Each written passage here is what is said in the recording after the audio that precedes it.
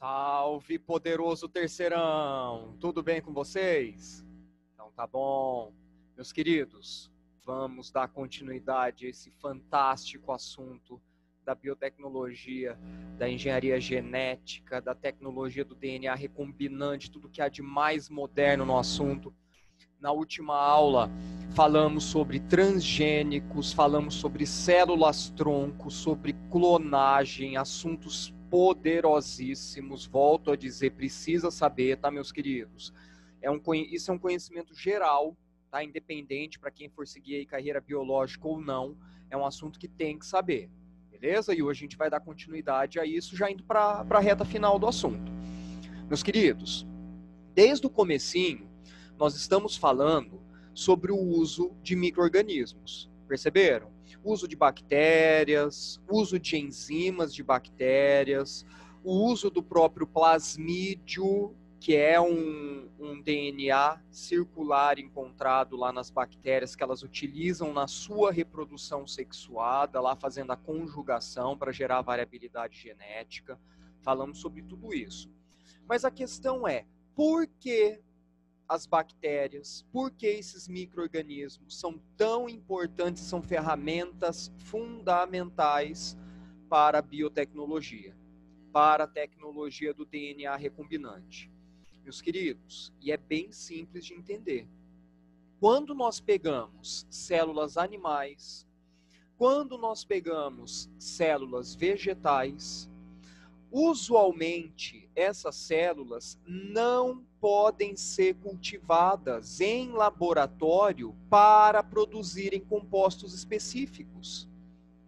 E por que isso não costuma dar certo? Porque são células que tendem a formar tecidos. Então é uma complexidade bem maior do que utilizarmos um ser unicelular, uma bactéria, que vai formar uma colônia.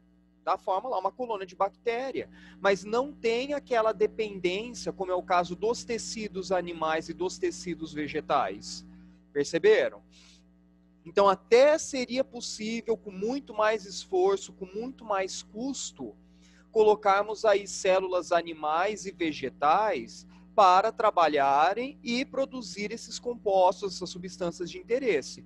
Mas para que fazer isso se a gente pode alterar uma bactéria, podemos alterar lá o seu material genético, inserir um gene de interesse para que ela possa produzir algo do nosso interesse. Tá? Então, barateou demais esse tipo de pesquisa, facilitou demais esse trabalho, usando-se assim esses unicelulares, essas bactérias. Ok? Justamente porque, volto a dizer, células animais e vegetais, normalmente elas perdem a habilidade de sintetizar, ou seja, de produzir, tá? De ter o seu metabolismo lá, normalmente, quando são isoladas e cultivadas em laboratório. Algo que é bem simples de se fazer com as bactérias. Perfeito, meus queridos? Então, esse uso de micro-organismos, que é altamente empregado, pois evita assim, muitos problemas associados com a obtenção de compostos, tá? Problemas que seriam ocasionados com o uso de células animais, células vegetais, desde incompatibilidade, tá, do material genético. As bactérias aceitam tranquilamente, tá, esses genes de outras espécies, usando lá o plasmídio. Okay? Então, as bactérias que carregam os genes do nosso interesse vão produzir de forma indefinida, de forma indeterminada aí, a substância que nós queremos. Seja um hormônio, seja qualquer tipo de substância, qualquer tipo de proteína. Tá? Elas vão se reproduzir rapidamente. Tá? A média aí, a cada 20, 30 minutos, ocorre a reprodução assexuada das bactérias. Tá? Então, imaginem só, colocar isso lá no laboratório, é só dar tudo do bom e do melhor, a matéria-prima para elas produzirem a substância de interesse, pronto, fechou. Elas vão trabalhar para a gente.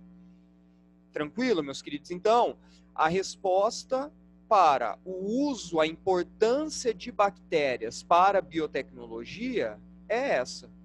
Ok? e não utilizarmos aí células animais ou vegetais, que o trabalho seria gigantesco, a rejeição tende a ser gigantesca. Aí o sucesso também não seria o mesmo do que utilizarmos aí as bactérias. Perfeito? Então, só para a gente recapitular, meus queridos, por meio da introdução de genes estranhos em micro-organismos, é possível desenvolver cepas que oferecem novas soluções para problemas diversos. O que é isso? Novas unidades, tá? Novos micro-organismos que vão carregar aquele gene de interesse. Tá? Como, por exemplo, a biorremediação. O que é isso? O uso de micro-organismos com genes alterados. Olha que interessante, você já deve ter ouvido falar isso, é uma questão ambiental importantíssima.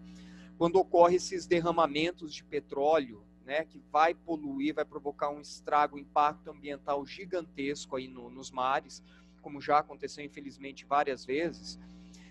Os pesquisadores, os cientistas estão utilizando bactérias, estão utilizando cianofícias alteradas geneticamente, com a capacidade de degradar o petróleo, tá? De degradar esse composto. Olha que interessante. Então, algo que ficaria lá no ambiente provocando impacto por um bom tempo, esses micro-organismos alterados, eles conseguem degradar de forma muito mais rápida. Perfeito? Da mesma forma, controle de doenças, de pragas agrícolas, terapias gênicas. Então, uma infinidade aí de usos, tá, pessoal, desses micro-organismos que são alterados. Tá? Então, não é só para obter uma substância de interesse para o nosso organismo, não. Tá? Como um hormônio, como um possível tratamento. Isso está sendo empregado em todos os setores, questão ambiental, questão agrícola, pecuária. Então, é algo muito abrangente. Tá? E a base é isso daqui que nós estamos falando. A base é o uso do quê? Bactérias. É o uso de plasmídio, que é aquele DNA circular que eu já comentei com vocês várias vezes, e o uso das enzimas. Tá? Essas enzimas que ficam lá nas bactérias, que agora a gente vai detalhar mais um pouquinho aqui. Pessoal, quando nós falamos dessas enzimas, elas são fundamentais para a tecnologia do DNA recombinante. Já havia comentado um pouquinho com vocês. Por que isso? Porque elas são tesourinhas químicas. Elas são tesourinhas químicas e são colas químicas também. Tá? Olha só, as enzimas de restrição, também chamadas aí de endonucleases de restrição, são aquelas que eu já havia comentado com vocês, que são comercializadas, tá? Há um comércio aí entre os laboratórios, entre os pesquisadores, com centenas, milhares de tipos de enzimas de restrição. E por que elas são tão importantes? Porque elas são as grandes responsáveis por fazer a clivagem do DNA. O que é essa clivagem do DNA? É o corte do DNA em regiões de interesse. Tá? Então, são pontos específicos do DNA, ou seja, são os genes, os poderosos genes que nós queremos. Ok, meus queridos? Então, nós vamos obter o quê? Um conjunto de fragmentos menores do DNA. Então, já havia comentado com vocês na aula passada, não é que o pesquisador ele vai ficar lá separando pedacinhos do DNA, ali um trabalho manual. Não, vamos utilizar enzimas para fazer isso. Nós vamos fazer um reagente ali, tá misturando tudo. E aí nós vamos obter esses fragmentos de DNA, esses fragmentos de interesse. Mas aí muitos devem ter se perguntado aí, tá, beleza, nós vamos utilizar essas enzimas de restrição das bactérias para fazer a quebra, né, para fazer o corte lá, a clivagem de pedaços específicos do DNA. Mas nós não vamos pegar esse pedacinho e inserir lá no plasmídio, por exemplo, nós não temos que ligar isso lá no DNA da bactéria? Sim. Como que nós fazemos isso? Olha o nome dessa enzima. DNA ligase. DNA ligase. Pessoal, o nome já diz. DNA ligase. O que essa enzima faz? Ela une, olha só, ela une fragmentos separados os fragmentos que foram separados, aqueles genes de interesse separados pelas enzimas de restrição. Essas enzimas DNA ligase aqui vão unir isso ao plasmídio. Tá? Então, que é o vetor, tá, pessoal? Esse termo aqui, ó, vetor de clonagem, normalmente é o plasmídio. Tá? É aquele plasmídio, aquele DNA circular. Deixa eu voltar um pouquinho aqui, ó, só para refrescar a memória de vocês. Então, tá aqui, ó, esse é o plasmídio, tá? Então, usando a DNA ligase, usando essa enzima, que também é uma enzima bacteriana, o que nós vamos fazer? Nós vamos inserir, nós vamos ligar esses genes de interesse a esse plasmídio aqui. Isso aqui embaixo é uma foto, tá, pessoal, do plasmídio.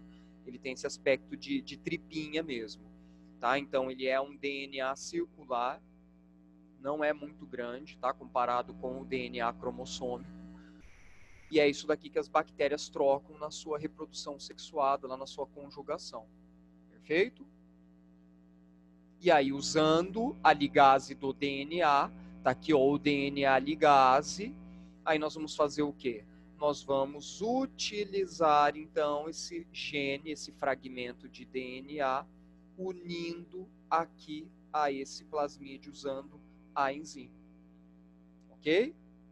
Sendo que a enzima de restrição picotou tudo, ó. Tá aqui, ó, tudo picotadinho, a enzima de restrição fez isso. Tranquilo, meus queridos? Então, assim, o vetor recombinante é introduzido numa célula hospedeira. Então, depois que nós fizemos tudo isso, picotamos o DNA usando enzimas de restrição. Colamos esses pedacinhos de interesse, esses genes, lá no plasmídio usando o DNA ligase. O que nós vamos fazer agora? Agora nós vamos pegar, então, esse vetor recombinante. Tá, não se assustem com esse termo, tá, pessoal? Vetor recombinante nada mais é do que esse plasmídio que recebeu o pedaço de DNA de interesse, tá? Que recebeu o gene ou os genes. E agora o que nós vamos fazer? Vamos colocar esse plasmídio de novo na célula hospedeira. Vamos colocar esse plasmídio lá na célula bacteriana. E o que essa bactéria vai fazer agora? Vai começar a produzir a substância de interesse e vai se multiplicar. Ó que beleza. Deixa elas se reproduzirem à vontade. Elas vão produzir cada vez mais a substância de interesse.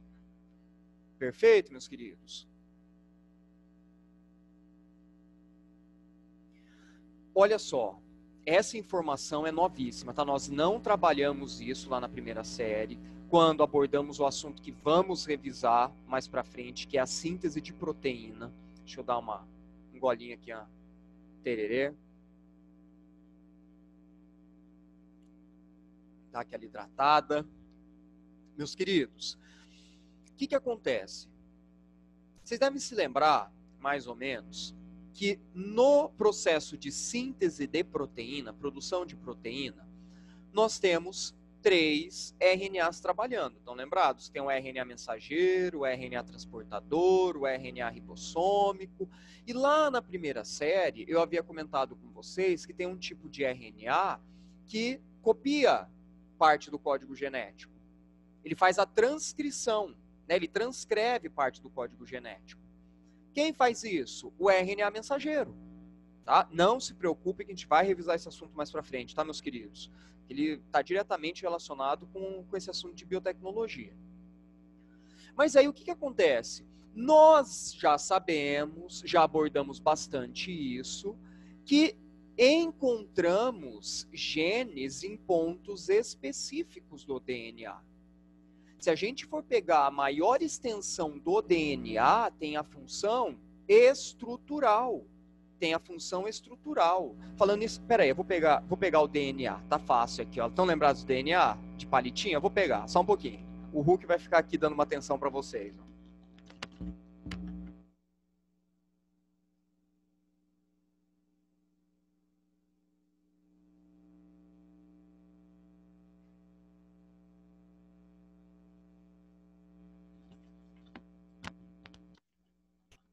Peguei o DNA, o poderoso DNA. Todo mundo deve se lembrar disso, né? Olha aqui que fantástico, ó.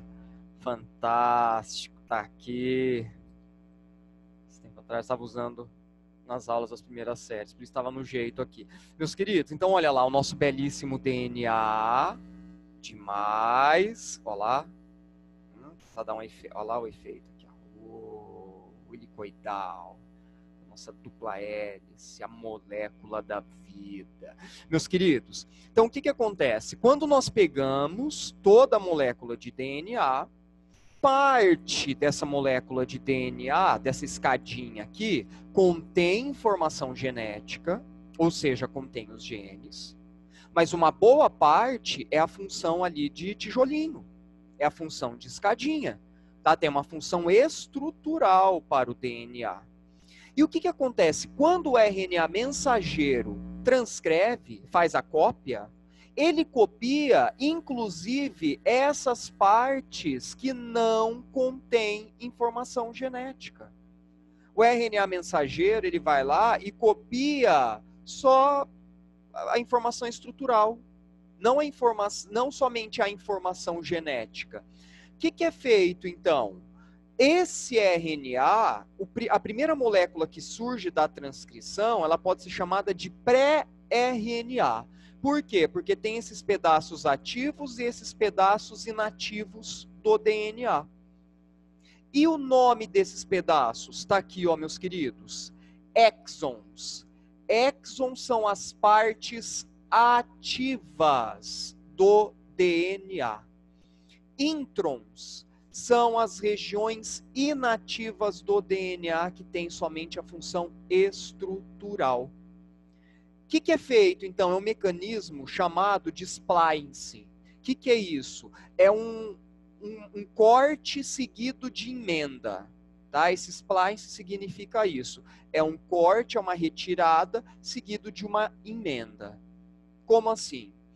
Enzimas vão trabalhar retirando as partes inativas desse RNA mensageiro que foi formado, descartando, olha aqui, ó, os introns descartados. Deixa eu pegar uma canetinha aqui.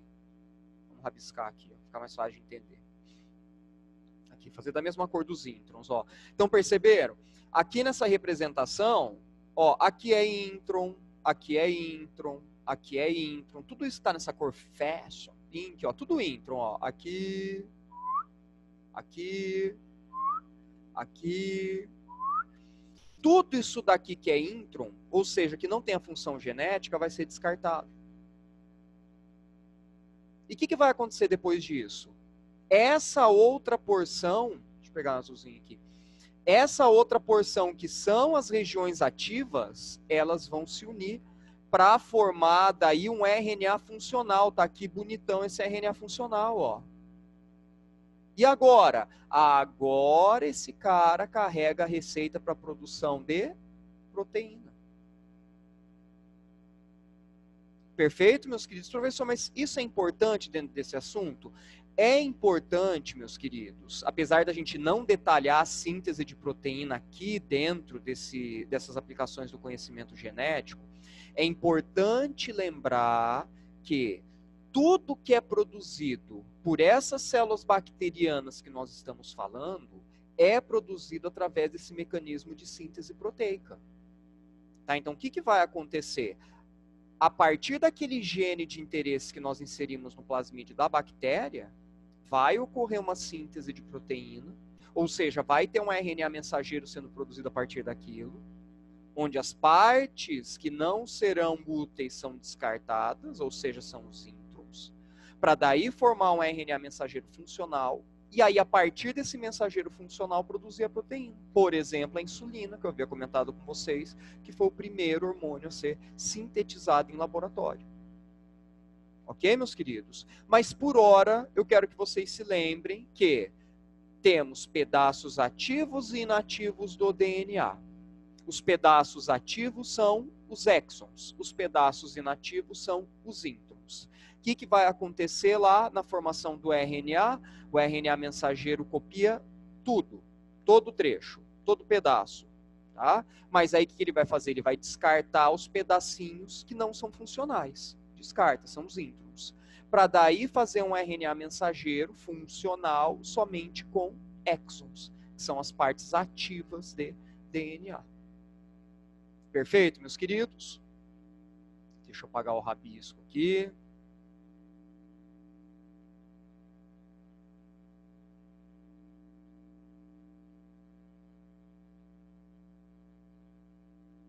Beleza. Meus queridos, aí já havíamos comentado também sobre os testes de DNA. Tá? Os testes de DNA, mostrei para vocês mais ou menos como é feito.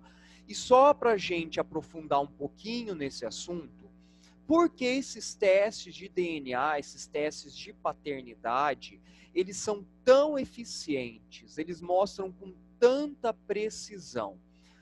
Meus queridos, nós temos no nosso DNA, todo mundo tem, pequenas alterações, tá? Pequenas mutações, que não geram consequências para o organismo, porque muitas vezes essas alterações ocorrem em regiões inativas do DNA. Então não vai interferir na síntese de proteína, não vai interferir na parte metabólica lá da célula, ok? O nome disso é polimorfismo genético. As mutações são mais toleradas quando acontecem em regiões não codificantes do DNA. O que é uma região não codificante do DNA? São essas regiões que eu falei para vocês que são inativas geneticamente. E aí, muitas vezes, essas mutações se tornam estáveis. Ou seja, passa a fazer parte lá do DNA daquela pessoa. Acontece que essas alterações, chamadas de polimorfismo genético, tendem a ser únicas. Únicas. Essas alterações genéticas, meus queridos, olha que interessante, são únicas. Mesmo com bilhões de pessoas aí espalhadas pelo mundão afora, esse polimorfismo genético, ele é único, ok? Assim como característica de digital, assim como característica de íris, esse polimorfismo genético, ele possibilita a identificação de uma pessoa, com base no padrão de alteração dela. Isso significa o quê? Essa pessoa vai transmitir isso para os descendentes. Olha só, hein? Ah, professor, mas você não falou que é algo único? É único porque ele transfere uma parte só desse polimorfismo para os descendentes. Perceberam? E aí, essas regiões de polimorfismo que o descendente herda, pode ser utilizado para o teste de DNA, para o teste de paternidade, por exemplo. Ficou claro, meus queridos? Também informação importante, fresquíssima, tá? Novíssima. Então, quando nós falamos de testes de análise de DNA, nós estamos analisando polimorfismo genético, que são mutações estáveis lá do DNA em regiões não codificantes, ou seja, em regiões inativas que não vão comprometer o funcionamento da célula, o funcionamento do organismo. O problema está quando a mutação ocorre em genes ativos, tá, pessoal? Aí isso pode comprometer o funcionamento e muitas vezes compromete o funcionamento do organismo. Perfeito? Aí é aquilo que eu já havia mostrado para vocês, né? Aqui está um outro esqueminha, que é a análise das bandas, que são justamente essas regiões, tá, do DNA que contém alguma informação de interesse. E aí nós vamos analisar e vamos comparar essas bandas.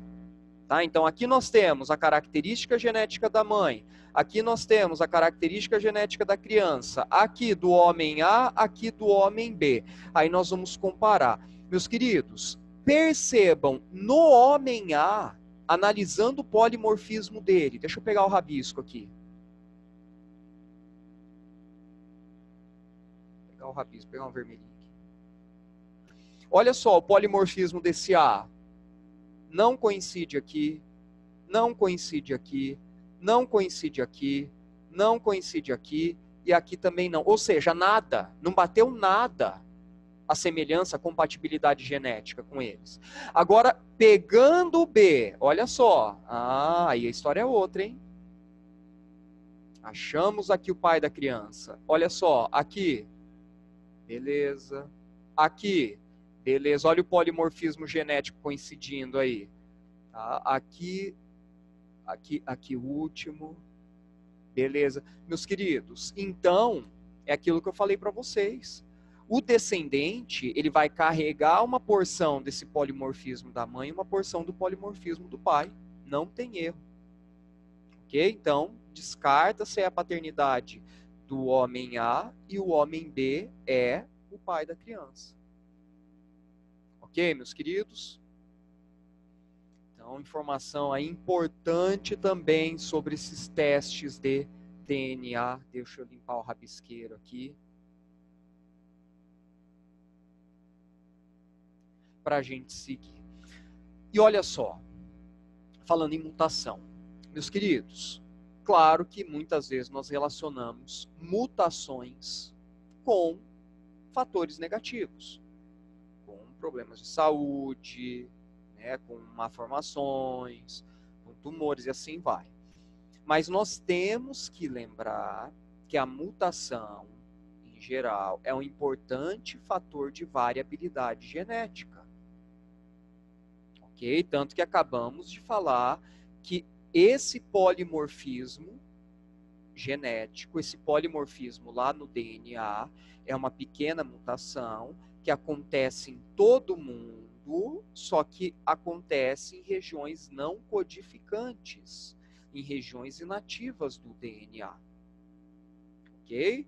E isso, por si só, já é uma contribuição para a variabilidade genética, porque vai gerando alteração no material genético.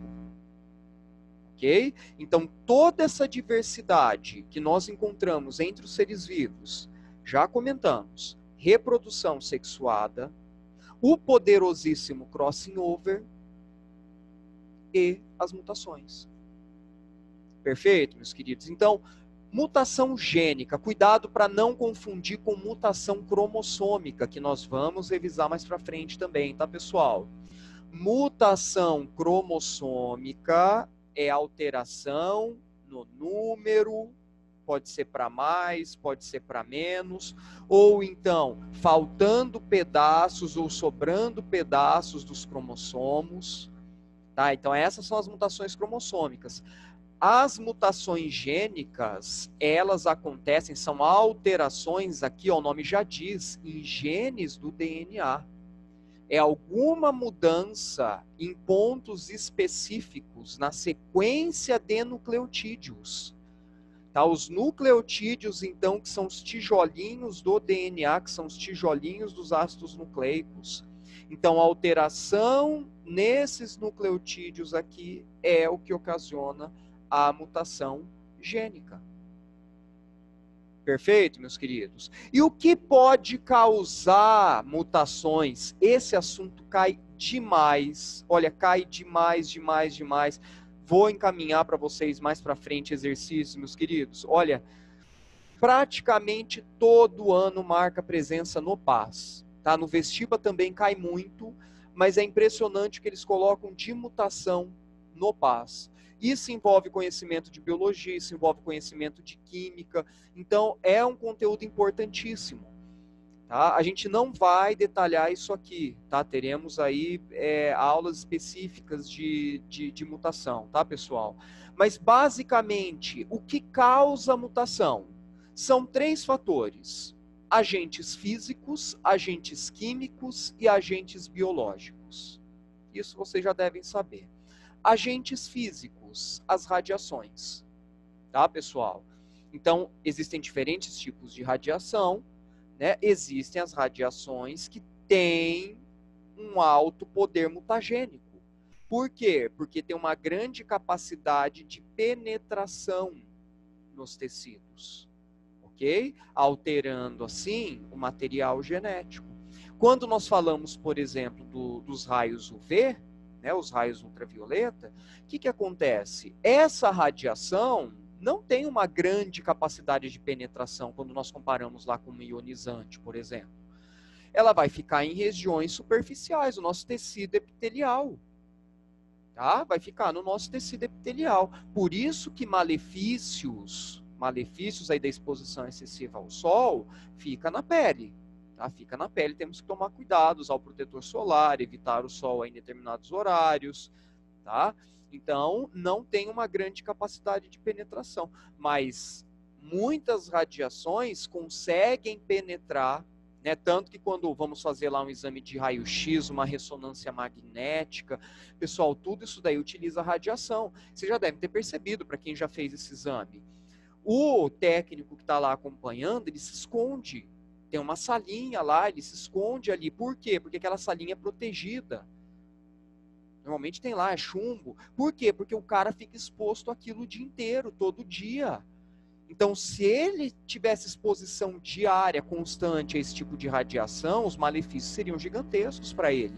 Mas e para quem está fazendo o exame, professor? Para quem está fazendo o exame é esporádico, tá? E de vez em quando. Tá? Então, isso não tende a provocar aí problemas no organismo. Perfeito? Agentes químicos, produtos químicos em geral. Sempre gosto de dar o exemplo aí do formol, tá, pessoal? Altamente cancerígeno, altamente mutagênico o formol. Tá? Tanto que ele está sendo substituído aí em peças anatômicas, tá, pessoal? Porque é uma substância extremamente tóxica. Ah, professor, mas por que ele é utilizado assim? Para manter peças anatômicas, né, em museus de anatomia e tudo mais? Porque não tem micro-organismo que sobreviva a isso. Tá? Então ele mantém aquela peça anatômica por anos, por décadas, tá? Porque não vai ter decomposição. Tá? Só que é aquilo, aí imagina, tá lá o estudante, né? Quando eu fiz a graduação, era tudo a base do formolzão lá, e olho ardendo, e tendo que pôr máscara e óculos, né? Imagina então para a pessoa que trabalha com aquilo, para o técnico em anatomia que trabalha com aquilo diariamente. Ok, meus queridos? No nosso laboratório de biologia no colégio, estamos substituindo, já praticamente tudo foi substituído por álcool. Tá? Só que é aquilo, o álcool ele tende a gerar uma manutenção maior, tá? Ele tem que ser trocado com mais frequência do que o formol. Ok, meus queridos? Mas tem essa questão da saúde aí que vem em primeiro lugar.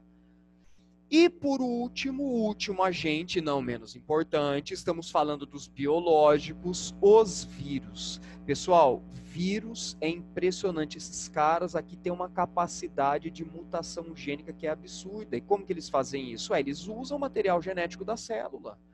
Eles alteram, eles mudam o material genético da célula. Tá? Então, diversos vírus têm essa capacidade de, inclusive, acabar desencadeando um câncer, um tumor. Tá? Como é o caso aí do HPV, como é o caso aí de alguns vírus da hepatite. Então, são micro-organismos com alta capacidade de mutação, de alterar o material genético. Perfeito, meus queridos? Então, fechamos esse assunto, aplicações do conhecimento genético. Vou encaminhar para vocês aí alguns exercícios para vocês fazerem. Tá? Se ficou alguma dúvida, por favor, mandem para mim. Volto a dizer, é um assunto importantíssimo e na próxima aula voltaremos aí com mais coisa boa, mais coisa nova. Meus queridos, um fortíssimo abraço, continuem se cuidando e até a próxima. Fui!